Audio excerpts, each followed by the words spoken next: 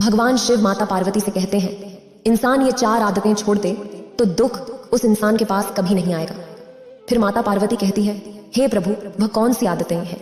फिर भगवान शिव कहते हैं, हे देवी, आज मैं आपको एक कहानी सुनाने जा रहा हूँ। उस कहानी में मैं एक सन्यासी का रूप धारण करके अपने भक्त को वह 4 आदतें के बारे में बताने जा रहा हूँ। इसलिए हे देवी, आप इस कहानी को ध्यान पूर्वक सुने। अगर आप यह कहानी सुन रहे हैं तो पूरा सुनिए। इस कथा को आधा अधूरा छोड़कर जाने की गलती मत करिएगा, क्योंकि इस पवित्र कथा को पूरा सुनने से मनचाहा फल की प्राप्ति होगी। इसलिए इस कथा को पूरा सुने। आप शिव भक्त हैं तो भोलेनाथ का अनादर ना करें। एक बार फिर भगवान शिव एक सन्यासी के रूप में ध्यान कर रहे थे। उसी समय एक राजकुमार आता है और कहता है, हे महात्मा, आप हमेशा सबसे कहते रहते हैं कि ध्यान करो, लेकिन ध्यान करना तो दूर की बात है। मैं तो कुछ समय के लिए आंख बंद करके शांति से बैठ भी नहीं पाता हूँ। मेरा मन इतना अशांत है कि हर समय भटकता रहता है। मैं जब भी ध्यान करने बैठता हूँ तो मेरे अंदर विचारों के तूफान उमड़ने लगती है। लोगों के बारे में, अपने साथ बीती घटनाओं के बारे में, अपने भविष्य के बारे में, और ऐसी ही न जाने कितनी सारे अजीबोगरीब विचार मेरे मन में लगातार उठने लगते हैं। मैं इन्हें रोकने की बहुत कोशिश करता हूँ, लेकिन जब रोक नहीं पाता तो बेचैन होकर ध्यान से उठ जाता हूँ। हे महात्मा, आप मेरी इस समस्या का कोई समाधान बताएं। फिर महात्मा ने कहा, मैं क्या समाधान बता सकता हूँ? सोचो, तुम्हारा ही मन है, लेकिन ये तुम्हें कुछ देर तक आंख बंद करके बैठने भी नहीं देता है। कितना आजाद कर रखा है तुमने इसे। राजकुमार ने कहा, महात्मा, मैंने बहुत सोचा, लेकिन मुझे अपनी इस समस्या का कोई समाधान समझ नहीं आया। इसीलिए मैं आपकी शरण में आया हूँ। अब आप ही कोई रास्ता दिखाएं। महात्मा ने कुछ देर तक राजकुमार के चेहरे की तरफ बड़े ध्यान से देखा और फिर कहा, ठीक है, तुम ये 4 आदतें छोड़ दो और फिर तुम्हारा मन लगने लगेगा। राजकुमार पूरा ध्यान लगाकर महात्मा की बातें सुनने लगा। महात्मा ने कहा, पहली आदत, दूसरों के मन को पढ़ना छोड़ दो। तुम और तुम्हारे जैसे ज्यादातर लोग यही गलती कर रहे हैं कि वो दूसरों की मन की बातों को पढ़ने का प्रयास कर रहे हैं कि अच्छा, सामने वाला मेरे बारे में ऐसा सोच रहा है। और यही एक आदत तुम्हें सबसे ज्यादा अशांत और परेशान रख रही है। और ज्यादातर मौकों पर लोग दूसरों की मन की बातों को गलत और नकारात्मक तरीके से पढ़ते हैं। जैसे कि दूसरे लोग उनकी तरक्की से जलते हैं, उसे नीचा दिखाना चाहते हैं, उसे पसंद नहीं करते, उसकी मदद नहीं करना चाहते, और ऐसी ही न जाने कितनी सारी नकारात्मक बातें हैं। क्या दूसरे के मन की बात को जान लेना कि कोई इंसान हमारे बारे में क्या सोच रहा है, इन बातों को जान लेना क्या संभव है? तो इसका उत्तर है हाँ। 7% तो नहीं, लेकिन किसी हद तक आप किसी के भी मन की बातों को जान सकते हैं, समझ सकते हैं। आप जैसे ही उनके पास जाते हैं, वो पहले ही आपके मनोभावों को पढ़ना शुरू कर देते हैं। आप अपने बारे में उन्हें थोड़ा बताते हैं और वो आपको आपके ही बारे में बहुत कुछ बता देते हैं, तो आपको लगने लगता है कि ये ज्योतिषी तो बहुत चमत्कारी है। इन्हें हमारे भूतकाल के बारे में, हमारे भविष्य के बारे में सब कुछ पता है। पर ये वास्तविकता नहीं है और ये कोई चमत्कार भी नहीं है। ये सिर्फ अभ्यास की बात है जो उन्होंने किया है, और उसी से ही वो आपके मन की बातों को जान लेते हैं। अब वो तो आपको ये सारी बातें नहीं बता सकते। ये लोग दूसरों के प्रति अपने अंदर बैठा लेते हैं, फिर उनके बारे में ही सोचते रहते हैं, उनसे बदला लेने के तरीके सोचते रहते हैं, उन्हें नीचा दिखाने के मौके ढूंढते रहते हैं, और दूसरों के प्रति यही नकारात्मक सोच इन्हें दुखी करती है। और फिर ये लोग अशांत महसूस करते हैं। इसीलिए दूसरे लोग क्या सोच रहे हैं, इसका अनुमान लगाना बंद करो। दूसरे लोगों के विचारों को पढ़ने की कोशिश करना बंद करो। अगर पढ़ना ही है तो खुद के विचारों को पढ़ना शुरू करो कि तुम्हारे अंदर क्या चल रहा है। फिर महात्मा कहते हैं, दूसरी आदतें, अगर तुम अपने सफल होने पर दूसरों से तारीफ की उम्मीद करते हो तो अपनी असफलता पर उनके हंसने से तुम्हें दुखी नहीं होना चाहिए। और समस्या ही यही है कि हम इंसान असफलता को बुरा मानते हैं, जबकि असफल होना सफल होने से भी ज्यादा जरूरी है। क्योंकि बिना असफल हुए मिली सफलता इंसान के अंदर घमंड और दूसरों को खुद ही छोटा समझने की भावना पैदा करती है, जबकि असफलता हमें विनम्र रहना, धैर्य रखना और लगातार प्रयास करना सिखाती है। फिर महात्मा कहते हैं, चलो एक कहानी सुनाता हूँ। एक फकीर उनके पास जो कोई भी शिक्षा लेने आता था, वो उन्हें सिखाते थे कि तुम शब्दों से नहीं, मन के भावों से बातचीत करना सीखो, जो बिना कुछ कहे एक दूसरे के साथ मन ही मन में बात कर लेना। कई बार आप लोगों ने महसूस किया होगा कि आप किसी के बारे में सोचते हैं और वो इंसान आपके सामने आ जाता है या उसका फोन आ जाता है। कहीं ना कहीं आपके मन की बातें उस तक पहुंच जाती हैं और उसके मन की बात आप तक पहुंच जाती है। तो जो फकीर थे वो अपने सारे शिष्यों को एक प्रयोग सिखाते थे कि तुम अपने आप को एक कमरे में बंद रखो और एक भी शब्द नहीं बोलना है, किसी से कोई बात नहीं करनी है। सबसे पहले तो तुम अपनी वाणी को शांत करो। जब तुम्हारी वाणी शांत होगी तभी तुम्हारा मन शांत होगा। हमारी वाणी ही हमारे विचारों को शब्द देती है, आवाज देती है। पहले वाणी में शांति आएगी, फिर विचारों में शांति आएगी। फिर जब धीरे धीरे उन शिष्यों का मन प्रयोगों के द्वारा शांत होने लगता था, तो गुरुजी आप क्या करते थे, अपने मन में एक शब्द बोलते थे, जिससे कि गुलाब का फूल और जब तक वो शब्द उन शिष्यों को सुनाई नहीं देता था, वो उन शिष्यों से इसी प्रयोग को लगातार करवाते रहते थे। वो एक ही कोई शब्द अपने मन से बोलते रहते थे और उस शब्द को धीरे धीरे वो सारे शिष्य आसानी से सुन लेते थे, बिना मुंह से कुछ भी बोले। आप कहोगे ये सब बकवास बातें हैं। ये बिल्कुल भी बकवास बातें नहीं है, ये प्रयोग साइंटिफिक बातें हैं। बहुत लोगों ने ऐसे प्रयोग किए हैं। आपने कभी देखा जो मनोवैज्ञानिक होते हैं, वो बहुत से लोगों के चेहरे के हाव भावों को देखकर, उनकी बातों को सुनकर उनके मन की बात जान लेते हैं। लोगों के सामने सब लोग अपने दिल की हर बात खोल कर रख देते हैं। उन्हें लगता है कि इन्हें हमारे बारे में सब कुछ समझ में आता है। ये तो हमारे मन की बातें पढ़ लेते हैं। जिन लोगों के पास जाते हैं उन्हें लगता है कि इसके पास तो कोई चमत्कारी शक्ति है। सच कहूं, उसके पास कोई चमत्कारी शक्ति नहीं। उसने बस अपने विचारों को शांत करके, खुद के विचारों में ठहराव ला करके, उसने अपने भावों को, अपनी ऊर्जा को आपसे कनेक्ट कर लिया। इसलिए जो भी आपके हाव भाव हैं, उसकी ऊर्जा को महसूस कर पाता है, समझ पाता है। सीधा सरल सा सूत्र है कि जब तक आप बोलते रहते हैं, सामने वाले सुनते रहते हैं। आप बोलना बंद करते हैं, तभी सामने वाला जो बोल रहा है वो आप सुन पाते हैं। यदि आप दोनों ही लगातार बोलते रहेंगे तो किसी को कुछ समझ भी नहीं आएगा। ठीक इसी तरह यदि आपका मन चुप है, तब भी आप किसी दूसरे का मन सुन सकते हैं।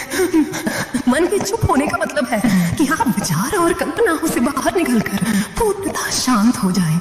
इसीलिए असफलता को बुरा मत समझो, और अगर तुम्हारे काम में असफल होने की संभावना नहीं है तो इसका अर्थ है कि तुमने अपना लक्ष्य अपनी क्षमताओं से छोटा बनाया है।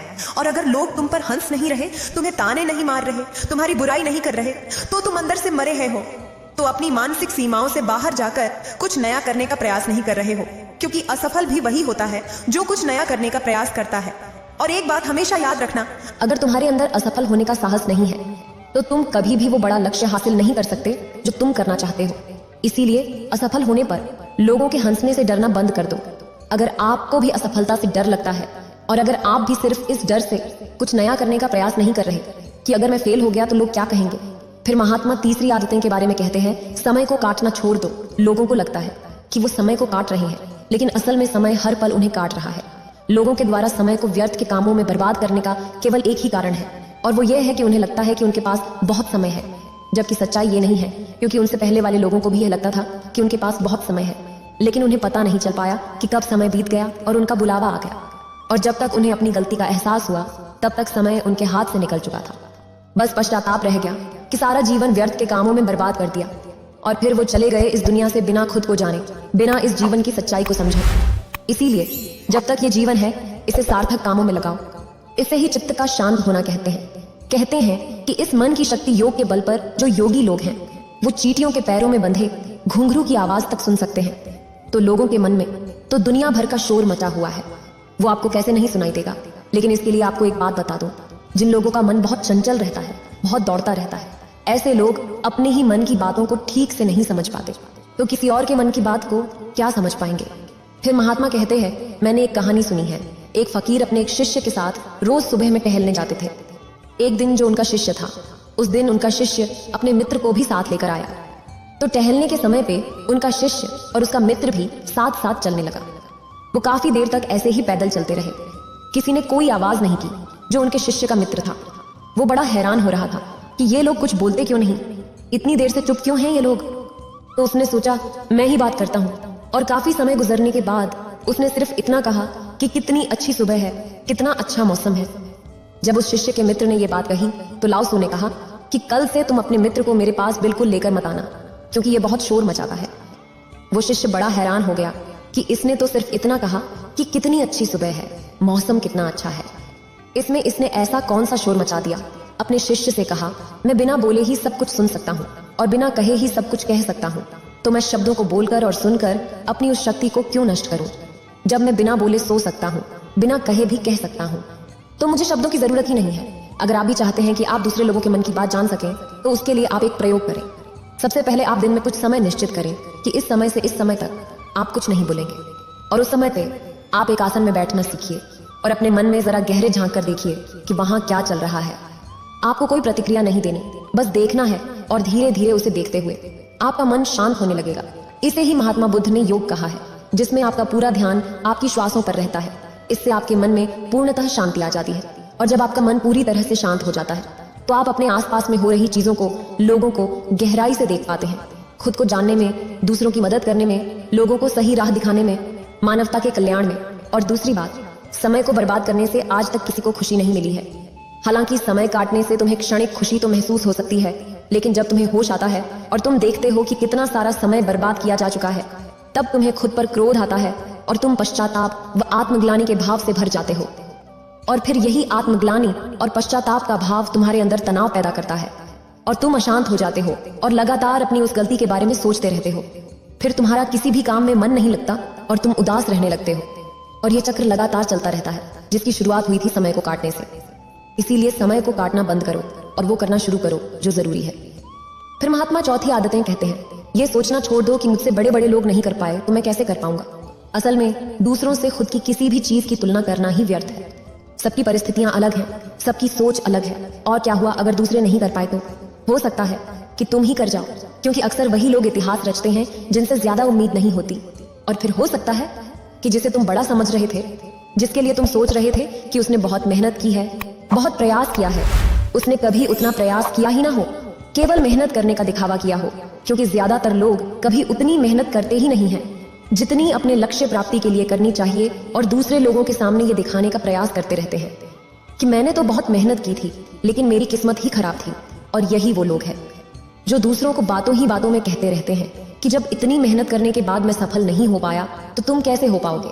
लेकिन अंदर ही अंदर ये इस बात को जानते हैं कि उन्होंने कभी उतनी कोशिश नहीं की थी जितनी भी करनी चाहिए थी। ये बात दूसरों की नजरों में अपनी इज्जत बचाने के लिए और इस डर से कि कहीं दूसरा व्यक्ति इनसे आगे न निकल जाए, ये अपनी अधूरे प्रयासों की शेखी बघाड़ते रहते हैं और दूसरों को डराते रहते हैं कि जब मैं नहीं कर पाया तो तुम कैसे कर पाओगे। असफलता और सफलता दो अलग अलग रास्तों के प्रतिनिधि हैं। राजकुमार को एक सफल व्यक्ति की विजय की कहानी सुनकर हमारी प्रवृत्ति होती है कि हम भी उसी प्रकार की सफलता प्राप्त कर सकते हैं, लेकिन हकीकत यह है कि प्रत्येक व्यक्ति की प्रासंगिकता, क्षमता और परिस्थितियों की वजह से अलग होती है।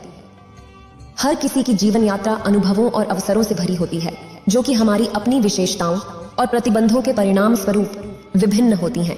इसलिए हमें दूसरों के असफलता को देखकर खुद को असफल मानने की भ्रांति छोड़ देनी चाहिए। लेकिन मैं आपको बता दूं कि इसका फायदा आपको जीवन के हर क्षेत्र में मिलेगा, चाहे वो आपके रिश्ते हों, आपके नौकरी का इंटरव्यू हो, जिंदगी के किसी भी क्षेत्र में चले जाओ। अगर आप सामने वाले के मन की बातों को समझ पाओ, महसूस कर पाओ, तो आप जिंदगी में हर कामयाबी हासिल कर सकते हो। इसके बहुत फायदे हैं। इससे आपको कोई भी इंसान झूठ बोल के धोखा नहीं दे सकता, कोई आपका इस्तेमाल नहीं कर सकता। आप हर तरह की भावनात्मक चोट खाने से बच जाएंगे। कोई आपके पैसों को लूट कर नहीं जा सकता।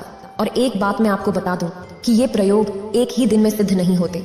इसमें थोड़ा समय लगता है, बहुत ज्यादा तो नहीं, दूसरे के मन की बात को जान लेना।